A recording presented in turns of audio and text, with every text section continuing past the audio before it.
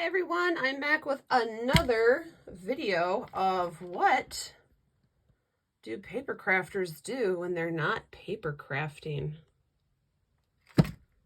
We make more paper crafts. Right, you are correct. Well, I love journals. I love planners. I'm a person who lives by, I have 5 calendars going all at once and with Post-its everywhere, literally stuck to my walls, stuck around me, Post-its stuck to calendars, and calendar Post-its stuck to calendars. And that's just how I live and function. And I am not ashamed of that lifestyle. So when I figured out how to make my own planners and journal holders and things, man, I went for it. And one form of journal planner book that I really liked was the disc bound journal, because I think it's like jewelry again. I love accessories, okay? Just love them.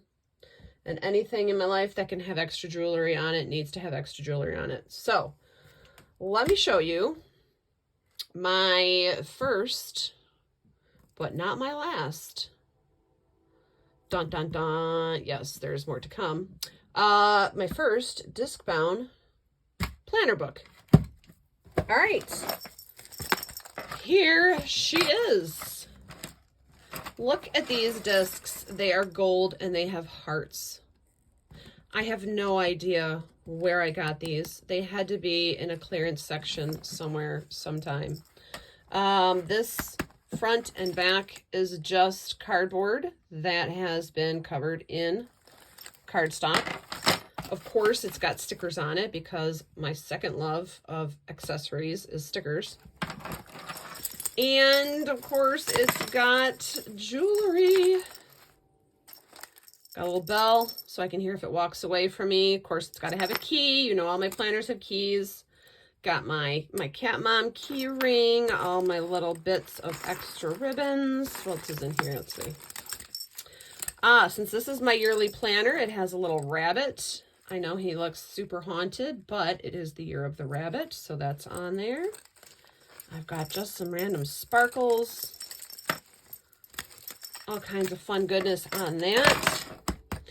Now, I'm not going to open it because it is my personal daily to-do calendar, but I'm going to show you what I put inside of it and the tools and the fun things that I use to make these.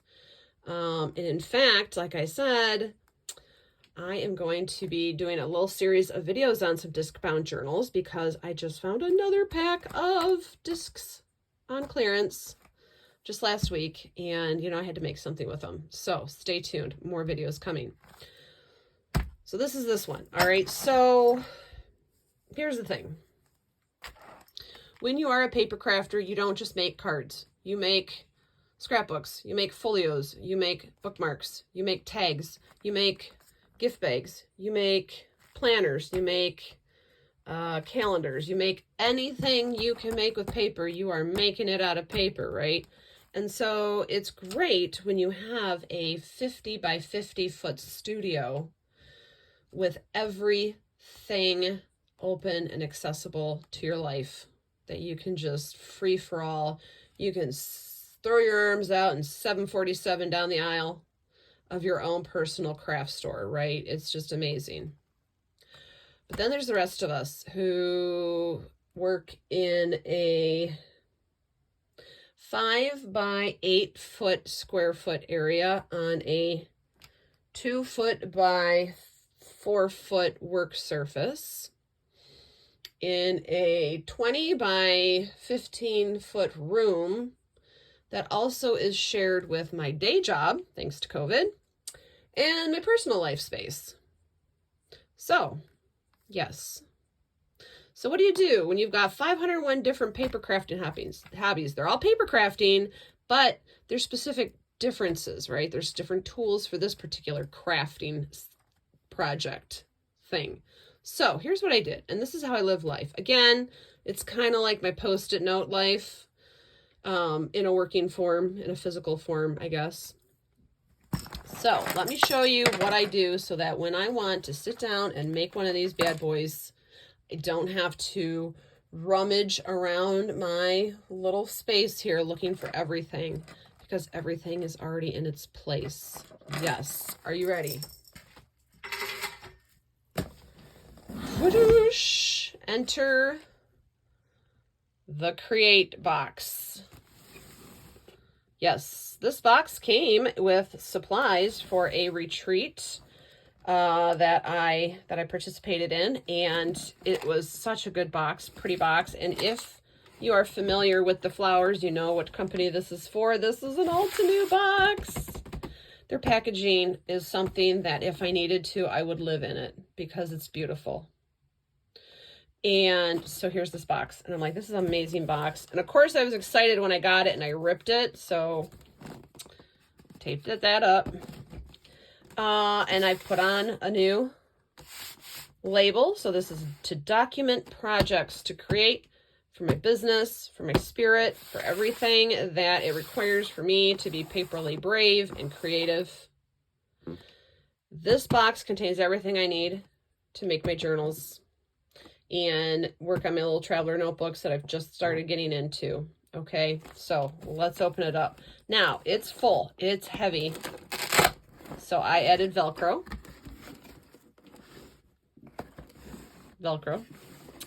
So let's see what's inside. I gotta move the light just a little bit here. There we go. There we go. Okay. So what is in this box? This box contains such goodness. Let's see if I can zoom out just a little more. I don't want you to see my shirt. I mean me. So there we go. Okay. So first of all, there is this awesome packet. I love black and pink. Not a big fan of gold, but here it is. So I worked with it and made of course, more dangles. You gotta have jewelry on everything. And well, I'll open this in a minute. We'll open that in a minute. And here's another little package. Bougie ass paper clips. Yes, I'm going to show you those in a minute too. But let me show you first the tools in this box. First thing, you got to have paper clips because you'll see why in a minute, but you have to have paper clips. And this is a brand new box of paper clips, and this box makes me so happy. I have not had a box of brand new paper clips in a very long time because they last forever. But would you believe I finally ran out? So now I have paper clips. Gotta have those. Tools of the trade. Now, specifically for the journal making, I use the We Are Memory Keepers one-hole disc-bound punch. And I got this because I have no room for the big long ones that can do multiple punches at once. So this is great for that. And for adding rings and fun things, there is the We Are Memory Keepers long reach hole punch. So a punch is just a standard 1/4 inch hole. I don't know if you can see in there. But with this guide, you can get like a 2.5 inch reach out of it. So you can really get in to places to pop a hole or, you know, to whatever you're going to do, just to add jewelry to something. So I got that one. Now, I also use the big Crop-A-Dile, but he's not in this box because he performs multiple functions for the crafting business. So he stays on my desk in my tool caddy at all times. But this is the Crop-A-Dile. This tool actually impressed my dad when I first got it because, you know, dads and tools. So this is the one with 2 different size hole punches and the eyelet setter that you can switch the sizes for. Good for setting our eyelets that we make pretty little bookmark things with, right?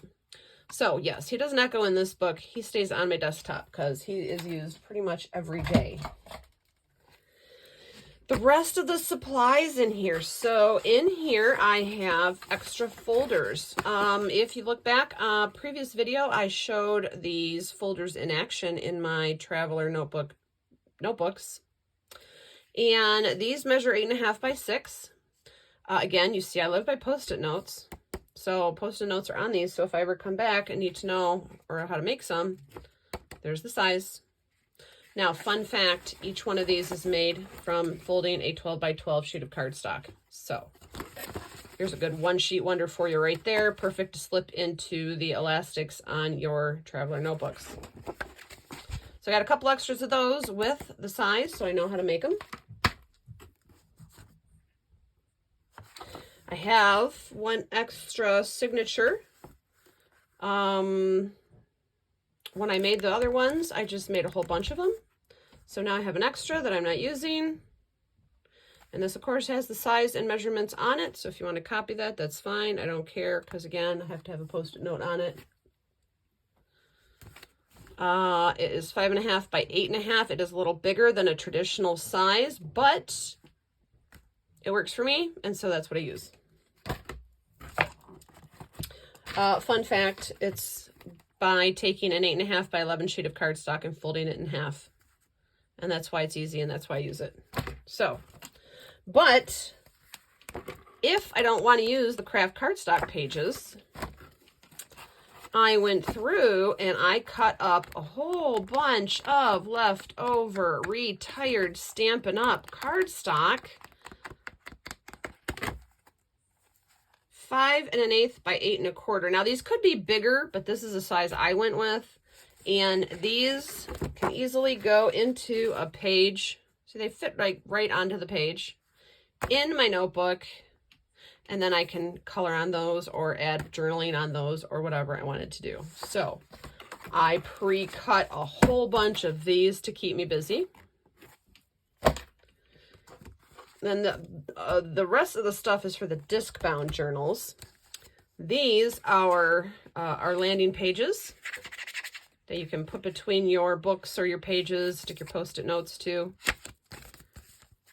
And you see they're already pre-punched. I've used them already for other projects. The cool thing about a disc-bound journal is once you use something, you can take it apart and remake it into another one. So I've got these. These are the month separators I made for the disc-bound journal I showed you at the beginning of this video. See, I made tabs. They look like little cue balls for each month. And just pink cardstock, but I love them and I can use these every year. Next, I keep pre-cut and pre-punched colored cardstock and note paper, as well as a template. This template here is what I make every calendar page out of. I take another blank piece of cardstock, put it on top, trace the lines, and that is for my next month. That is ink. That's nothing creepy. That's just orange paint. It's actually, I'm not sure why it's on there, but there it is. And again, measurements, so I knew how to make this. So these are specifically for my day planner that I made. And then you got to have extra Heidi Swapp notebooks because these are life. Let me see. One of these, yeah. These are just the simple ones. These are the 1 month journal books. So in the beginning, it's got a whole full calendar, and then you can write out your actual days. These are the ones that I use in my journals, so I love them, and I always got to have an extra couple on hand. Although I do write in mine in pencil, so I can erase them and keep using them over and over. So this is everything I need to continuously make and recreate my disc-bound journals, planners, and my traveler notebooks. You always got to have extra, always. Okay, we got the tools of the trades here. These are the paper clips. But guess what? You know I'm extra, and I don't leave naked paper clips in my life. So, in this pretty little velveteen bougie-ass paper clip container with just a little bit of gold, I have made my fun hidden paper clips. So here they are. They can be a bookmark, but they're fun. Look at that, a sparkly retro cup of coffee. Kitty with wings, of course. So you just slip those right on, and that gives you something pretty to look at for a paper clip. And this is full. So I have those. And then this is the fun one. Let's zoom out for this one. Let's see here. This is all the fun tools. Yes. Does this take you back to school or what? So for collaging, for note-taking, for memory keeping, for whatever you want to do in your journals and planners, this packet, I've got the Sharpie highlighters. My new favorite thing, which is vellum Post-it notes. Tape runner, regular Post-it notes, glue stick, pens to write with, pencils, of course, the Altenew fabulous eraser. This is life.